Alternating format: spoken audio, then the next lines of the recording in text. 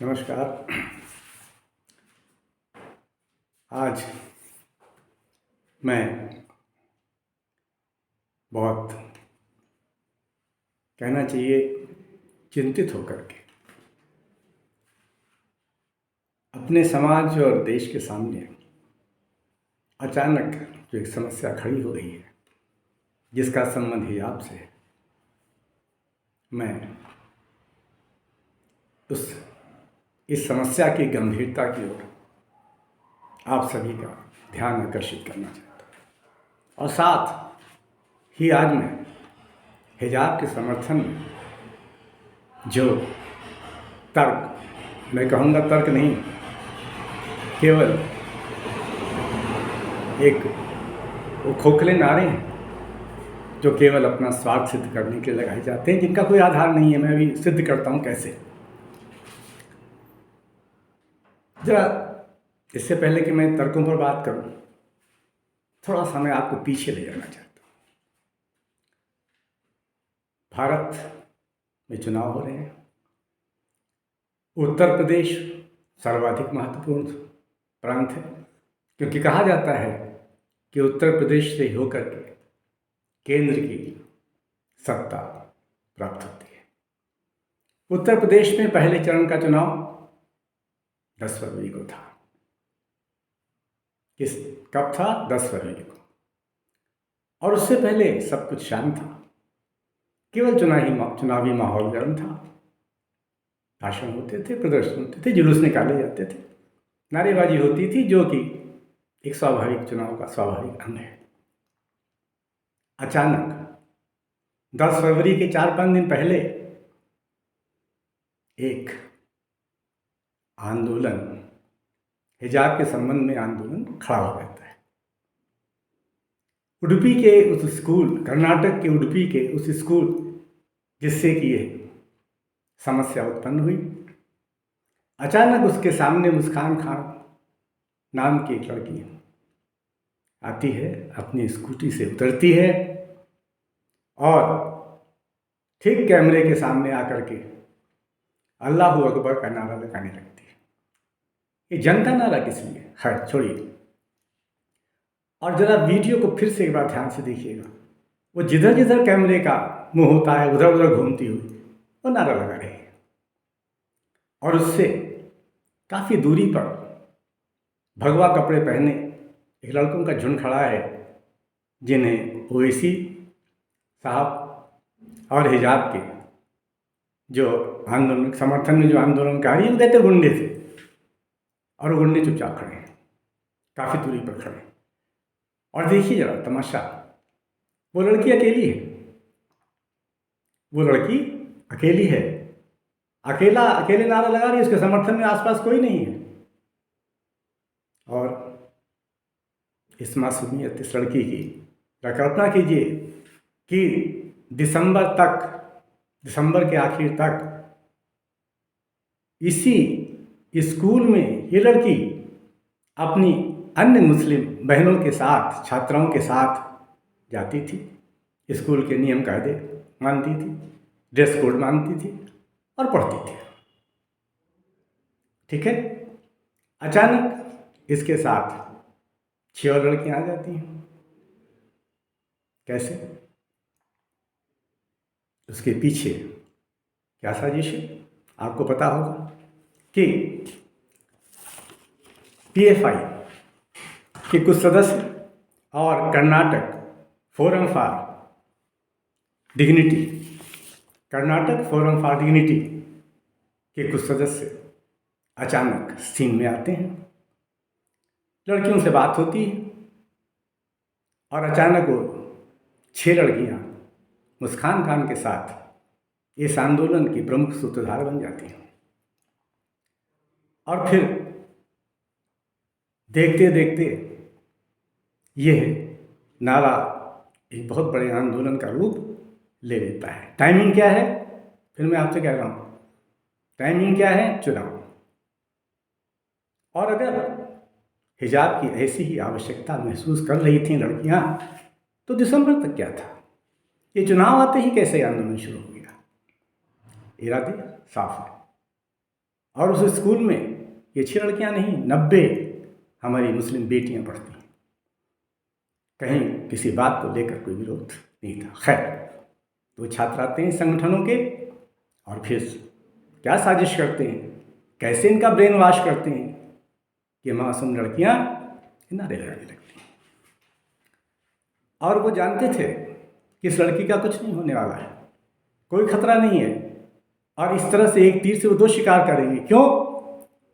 क्योंकि अगर इससे कुछ नहीं होता है तो ये लड़की इस आंदोलन की हीरोइन बन जाएगी, और अगर कहीं कुछ गलती से भगवा वस्त्र पहने लड़कों का आक्रोश किसी गलत तरीके से उतरता है तो देखते ही देखते ये लड़की विक्टिम हो जाएगी, और फिर सारे दल भाजपा को छोड़कर, वो भी हवा तो दे ही रहे हैं, अपने अपने साथ स्वार्थ का साधन कर रहे हैं, उनका उद्देश्य पूरा हो जाएगा और एक बहुत बड़े आंदोलन का रूप ले लेगा। लेकिन ऐसा कुछ हुआ नहीं।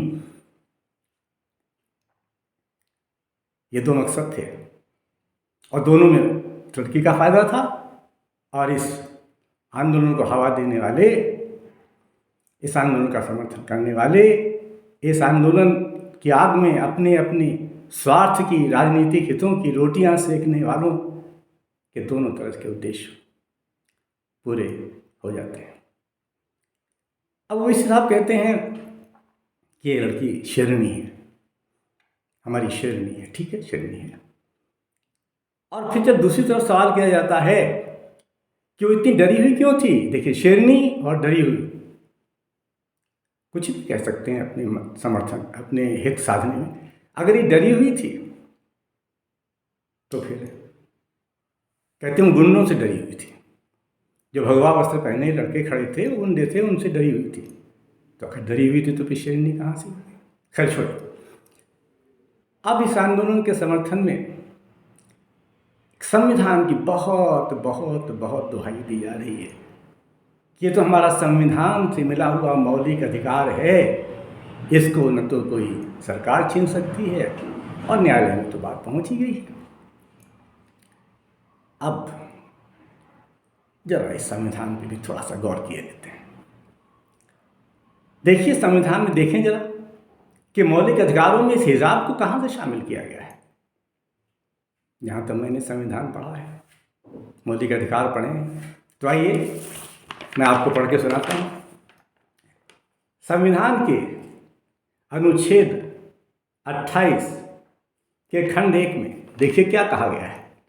राज्य निधि से पूरी तरह पोषित किसी शिक्षा संस्था में कोई शिक्षा नहीं दी जा सकती, कोई धर्म की शिक्षा नहीं दी जा सकती। राज्य, और जहाँ उडुपी में ये हुआ वो सरकारी सहायता प्राप्त स्कूल है। फिर सुनिए, राज्य निधि से पूरी तरह पोषित किसी शिक्षा संस्था में कोई धार्मिक शिक्षा नहीं दी जा सकती। और इसका खंड 2 क्या कहता है? खंड 1 की कोई बात ऐसे शिक्षा संस्थान पर लागू नहीं होगी जिसका प्रशासन राज्य करता हो, किंतु जो ऐसी किसी धर्म या न्यास के अधीन स्थापित हुई है जिसके अनुसार उस संस्था में धार्मिक शिक्षा देना आवश्यक है। स्पष्ट है। आप सरकारी सहायता प्राप्त स्कूलों में ऐसा नहीं कर सकते हैं, आप ये मांग नहीं कर सकते हैं। और अगर आपको ये करना है तो फिर अभी संविधान साफ कहता है, तो जाइए ऐसे मदरसों में शिक्षा दीजिए। फिर आदमी शिक्षा की चाहत किस लिए है आपको? और एक बार यदि आपने किसी कॉलेज में या प्रशासन ऐसे किसी कॉलेज में या स्कूल में प्रवेश ले लिया, एडमिशन फॉर्म पे साइन कर दिए, उस दिन से उस कॉलेज के सारे नियमों, जिसमें ड्रेस कोड भी शामिल है, आप उसको मानने के लिए बाध्य हैं। ये बहुत ही स्पष्ट है। फिर संविधान की बात करते हैं, कहते हैं हिजाब तो हमारे संविधान में दिया हुआ अधिकार है। तो देखते हैं संविधान में इस्लाम धर्म को मानने वालों के लिए जो 5 एसेंशियल राइट्स हैं, जो 5 प्रमुख अधिकार हैं, वो क्या हैं मैं बताता हूँ आपको। पहला है शहादत। खुदा को, अल्लाह ताला को साक्षी मान करके, हाजिर नाजिर मान करके खुदा ने जो हिदायतें दी, नसीहतें दी हैं, जो नियम बनाए हैं, उनका बिना किसी शक व शुबा के उनको साक्षी मानकर उसका पालन करना, ये हर खुदा के नेक बंदे का काम है, धर्म है। ये बहुत महत्वपूर्ण है। नंबर 1। नंबर 2, नमाज, सब जानते हैं। नंबर 3, रोज़ा, सब जानते हैं। नंबर 4, ज़कात, थोड़ा सा प्रकाश डालूंगा इसमें। और नंबर 5, हज। और हज के लिए भी कोई अनिवार्यता नहीं है, क्योंकि जो गरीब हैं, जो हज का खर्चा नहीं उठा सकते हैं, जो शारीरिक रूप से असमर्थ हैं, उनके लिए इसकी कोई बाध्यता नहीं है। अब जब ज़कात पे आइए, ज़कात माने आप जितना कमाते हैं, आपकी आमदनी का एक बड़ा हिस्सा, माने आपने अपनी ज़रूरतों के लिए बचाकर बाकी सब आपको ज़रूरतमंदों में बांट देना है, खैरात कर देनी है। और मैं एक बड़े विद्वान मौलाना की तकरीर सुन रहा था, और मैं उन्हीं को कोट कर रहा हूँ क्योंकि मुझे नहीं, उन्होंने कहा है कि कुरान में यदि 70 बार नमाज का जिक्र किया गया है तो 82 बार ज़कात का जिक्र किया गया है, माने ज़कात सबसे महत्वपूर्ण है। मैं पूछ सकता हूँ बड़ी विनम्रता से ओवैसी साहब आपसे, और इस हिजाब के समर्थन में जो कहते हैं, हमारे आंदोलनकारी हिजाब के समर्थन में कहते हैं ये तो संविधान के द्वारा दिया गया अधिकार है, तो कितनी ज़कात करते हैं आप लोग? ये भी कहा गया है कि अगर आपके घर के पास 40 घरों में कोई भूखा सोता है तो आप उनकी भूख शांत किए बिना नहीं खो सकते हैं। क्या मैं पूछ सकता हूँ कितने घरों को खाना खिला के भूख शांत करके आप सोते हैं? आप बात करते हैं, आप पवित्र धर्म इस्लाम की, जो भाईचारा सिखाता है, इंसानियत सिखाता है, और अब उसके नाम पर आप ये भ्रम फैला रहे हैं, आप ये आग फैला रहे हैं। कहाँ है इसमें हिजाब? ये जो 5 एसेंशियल राइट्स हैं संविधान ने दे रखे हैं, कहाँ है इसमें हिजाब? आप कहते हैं संविधान ने हमको प्रदान किया है, और इसके समर्थन में आप एक उदाहरण और देते हैं। आप कहते हैं हमारे सिख समुदाय के जो लोग हैं, जो युवक हैं, वो यदि पगड़ी पहन करके पुलिस में जा सकते हैं, हवाई जहाज चला सकते हैं, सेना में जा सकते हैं, तो और बहुत सी नौकरियों में जा सकते हैं, तो हमारे मुस्लिम बहनें, बेटियां, छात्राएं ये हिजाब क्यों नहीं पहन सकती हैं? जरा ये फिर देखते हैं संविधान, जिसके आप लोग इतनी, जिसके हिजाब के समर्थक बार बार दुहाई देते हैं, संविधान में सिख समुदाय के लिए भी 5 एसेंशियल राइट्स हैं, जिनमें 5 ककार हैं। जैसे पहला, कौन से 5? केश, कृपाण, कड़ा, कच्छा और कंघी। तो अगर पगड़ी पहनते हैं तो ये अधिकार तो संविधान ने दिया है, वो तो अधिकार आपको देना ही पड़ेगा। अरे कहाँ तुलना कर रहे हैं? मैं तो संविधान से बता रहा हूँ, पगड़ी का अधिकार उनको है, केश का अधिकार उनको है। आप बताइए हिजाब का अधिकार कहाँ संविधान ने आपको दिया है? लेकिन राजनीति रोटियां सेकती, चुनाव है साहब, चुनाव, किसी तरह से कैसे भी सत्ता हासिल करनी है, समाज बिखर जाए, देश बिखर जाए, कोई परवाह नहीं, सत्ता चाहिए। और कोई मौका मिले आंदोलन का भाजपा के विरुद्ध तो उसे हमें चलाना है, उसे हवा देनी है। ये तो संविधान की बात हुई, ठीक है। अब जरा मैं एक बात और कहता हूं, ये हिंदू मुस्लिम बार बार किया जा रहा है, और ये नारा क्यों दिया जा रहा है? बड़ी गहराई में नहीं जाना चाहता हूँ। आपने सुना होगा, बहुत बहुत नामचीन लोग, ऊंचे पदों पर रहे हुए लोग ये कह रहे हैं कि भारत में मुसलमान सुरक्षित नहीं है। इस हिजाब के संबंध में ये भी खूब उछाला जा रहा है कि सुरक्षित नहीं है, नहीं महसूस कर रहा है। अच्छा, अरे ओवैसी साहब, और हिजाब के आंदोलन में ऐसे कुतर्क देने वाले हमारे भाइयों, जरा सुन लीजिए। भारत तो एक ऐसा खुशनुमा गुलदस्ता है जिसमें विभिन्न जाति, धर्म, मजहब के तरह तरह के फूल अपनी रंग, अपनी खुशबू, अपना रूप समेट कर मिलते हैं और मिलकर एक हो जाते हैं, गुलदस्ता बन जाते हैं। अरे ये वो दो लोकतांत्रिक देश है जिसमें राष्ट्रपति का पद सर्वोच्च होता है और उसमें हमारा मुस्लिम भाई बैठ चुका है, उपराष्ट्रपति पद पर भी बैठ चुका है। और छोड़िए, सबसे संवेदनशील क्या होता है? आर्मी। सबसे संवेदनशील होता है आर्मी।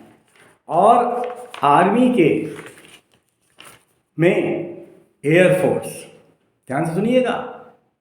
और अगर इनकी स्मृतियां धुंधली हो गई हों, हिजाब के पक्ष में जो ये तरह तरह के कुतर्क दे करके अपनी राजनीतिक रोटियां सेक रहे हैं, और चुनाव पे निगाह है, समाज पे नहीं है, बिखरता है बिखर जाए, यहाँ के जो भाईचारे के धागे हैं वो टूट जाएं। सबसे संवेदनशील क्या है? आर्मी का एयरफोर्स। और एयरफोर्स के सर्वोच्च पद पर, चीफ एयर मार्शल पद पर कौन थे? इदरीस हसन लतीफ़ साहब। इदरीस हसन लतीफ़ साहब, जरा 1971 की पाकिस्तान और भारत के युद्ध में जाइए, जब स्वर्गीय इंदिरा गांधी जी प्रधानमंत्री थीं, उस समय ये लतीफ़ साहब हमारे एयरफोर्स के एयर चीफ मार्शल थे। और उन्होंने पाकिस्तान की एयरफोर्स की वो गत बनाई है, वो कमर तोड़ी है कि इससे उबरने में उनको सालों लग गया। ये है हमारी भारत की संस्कृति। और इतना ही नहीं, हमें पूरा विश्वास है, लोकतांत्रिक देश है, सबका साथ सबका विकास लेकर सब चलने वाले हैं हम लोग। और इसलिए हमें ऐसे संवेदनशील पद पर भी अपने मुस्लिम बेटे को बिठाने में कोई संकोच नहीं हुआ। अगर ये होता तो साहब उस्ताद बिस्मिल्लाह खां को पूरा भारत, हर भारतवासी पूछता ना। अगर ऐसा होता तो मलिका तरन्नुम जो पाकिस्तान में चली गई थी, नूरजहां पर भारतवासी सदका न होते। ये वो देश है जहाँ पर कहीं न कोई विकास के पथ पर बढ़ते समय न कोई जाति है, न धर्म है, केवल योग्यता देखी जाती है, केवल योग्यता। और फिर एक बात मैं कहूँ, मैं उस हिसाब से कह रहा हूँ कि आपने कहा है कि वो दिन दूर नहीं है जब कोई हमारी मुस्लिम बच्ची प्रधानमंत्री के पद पर आसीन होगी। ओवैसी साहब, मैं एक भारतवासी हिंदू हूँ, लेकिन हिंदू होने से पहले भारतवासी हूँ, और मैं हाथ उठाकर कहता हूँ आमीन। ओवैसी साहब आमीन, बिल्कुल हक है। लेकिन ओवैसी साहब कैसे होगा? अरे पहले उन्हें, उन बच्चियों को तालिबे इल्म तो बनाइए, उन्हें ज्ञान का जानकार तो बनाइए। अरे हमारे कुछ मौलाना, कुछ मुल्ला, कुछ धर्म को अपना, जो इस्लाम धर्म का ठेकेदार अपने को समझते हैं, वो तो कहते हैं पहले हिजाब, किताब नहीं हिजाब। और जब आपके हाथ में किताब नहीं है तो आप तालिबे इल्म कैसे बनेंगे? कैसे प्रधानमंत्री की कुर्सी पर बैठेंगे? क्यों अपनी बच्चियों का भविष्य खराब कर रहे हैं ऐसे आंदोलन दे करके? अरे वो बनना चाहती हैं, वो आगे बढ़ना चाहती हैं, वो देश की अन्य बहनों के साथ, अपनी हमजोलियों के साथ कंधे से कंधा मिलाकर देश की तरक्की में आना चाहती हैं। लेकिन जो ये धर्म के ठेकेदार, इस्लाम धर्म के ठेकेदार, जो अपनी दुकानें जानते हैं, जिस दिन ये बच्चियां पढ़ लिख गईं उस दिन उनकी दुकानें सब बंद हो जाएंगी। और फिर राजनीति में ध्रुवीकरण करके हम कैसे सत्ता हासिल करेंगे? इसलिए इन बच्चियों का ब्रेन वॉश किया जा रहा है। उन्हें शिक्षा से, उच्च शिक्षा से, तकनीकी शिक्षा से वंचित करने का षड्यंत्र रचा जा रहा है, जो बहुत स्पष्ट है। जिसमें कोई शक नहीं है। तो क्या कर रहे हैं आप? किस तरह का षड्यंत्र कर रहे हैं? किस तरह की साजिशें रच रहे हैं? और ये साजिशें, ये षड्यंत्र आज पूरा देश देख रहा है, जान रहा है, समझ रहा है। इतना ही नहीं, जरा मुझे एक सवाल का जवाब दीजिए। चलिए, हिजाब मंजूर। अब जरा मुझे बताइए, आर्मी में, आर्टिलरी में जाना है, तोप चलाना है, हिजाब पहन के चलाएंगे। पायलट बनना है, हिजाब पहन के एरोप्लेन चलाएंगे। सीमा प्रहरी बनना है, सैनिक बनना है, सीमा पे हिजाब पहन के लड़ाई लड़ेंगे। अरे मैं तो कल्पना करती दंग रह जाता हूँ कि हमारी लूबिका लियाकत जो है हिजाब पहन करके एंकर बन रही हैं और वो अपना विचार व्यक्त कर रही हैं हिजाब पहने हुए। दंग रहता जाता हूँ सोच करके लूबिका। तो क्यों भ्रम फैला रहे हैं? न ये संविधान में आपका अधिकार है, किसी तरह का आपका अधिकार नहीं है। केवल ठीक चुनाव के पहले एक साजिश के तहत ये आंदोलन खड़ा किया गया है जो चुनाव तक चलेगा। अच्छा, यदि मैं एक प्रश्न पूछूं कि पूरे विश्व में इस्लाम धर्म का सबसे बड़ा केंद्र कौन सा देश है, तो आप एक स्वर से कहेंगे सऊदी अरब। और उसी सऊदी अरब में अभी अभी 30 बेटियों को बुलेट ट्रेन चलाने के लिए नियुक्त किया गया है।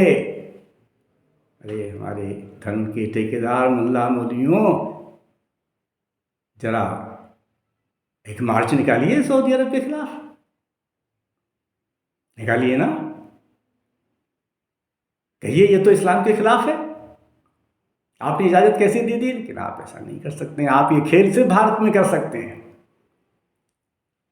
और रही बात हिजाब उल्का की, मैं गिनाऊं कितने देश, यूरोप के देश, Norway, Scotland, France, Sweden, Britain, America, Uzbekistan, Kazakhstan, जो मुस्लिम बहुल देश हैं, इन सब में लंबी लिस्ट है, कहीं कोई हिजाब नहीं है। और एक हमारे पाकिस्तान की मियाँ इमरान हैं, जो भारत की जरा सी समस्या होती है तो उसमें आग में घी डालते हैं तुरंत। अरे मियाँ इमरान साहब, चीन में तो बुर्का और हिजाब तो छोड़िए, दाढ़ी बनाने तक पे प्रतिबंध है। क्या कहेंगे? अरे कब ये फतवा निकालेंगे हमारे मुल्ला और मौलवी पाकिस्तान के, चीन के खिलाफ? कब ये मार्च निकालेंगे? क्यों नहीं निकाल रहे हैं? उइगर प्रांत में मुसलमानों का नरसंहार हो रहा है, उन पर जुल्म हो रहे हैं, क्यों नहीं मार्च निकालते हैं? नहीं निकालेंगे। क्यों? क्योंकि मियाँ इमरान तो कटोरा लिए हुए चीन के शी जिनपिंग के सामने कह रहे हैं, दे दाता के नाम, दे मौला के नाम, दे दे। लेकिन इमरान की मजबूरी है। अरे हमारे भारत में रहने वाले, हमारे जो अपने को इस्लाम धर्म का ठेकेदार समझ रहे हैं, वो तो निकालें, वो तो विरोध करें। क्यों नहीं कर रहे? तब ज़मीर कहाँ सो गया, पर हिम्मत कहाँ सो गई? केवल भारत में ही सारे षड्यंत्र रचने, केवल भारत में ही नापाक साजिशें रचनी है।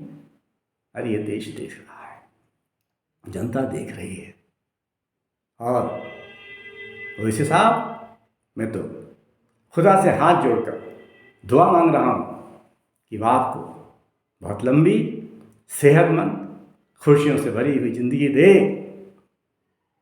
और मैं आपको आज एक वादा करता हूँ कि कोई कितनी कोशिश कर ले कि भारत की जो गंगा जमुनी सभ्यता है, कोई कितना भी ध्रुवीकरण की कोशिश कर ले, कोई कितना भी बांटो और राज्य करो की कोशिश कर ले, ये हमारी महान सांस्कृतिक विरासत गंगा जमुनी सभ्यता कभी टूटने वाली नहीं है, बिखरने वाली नहीं है।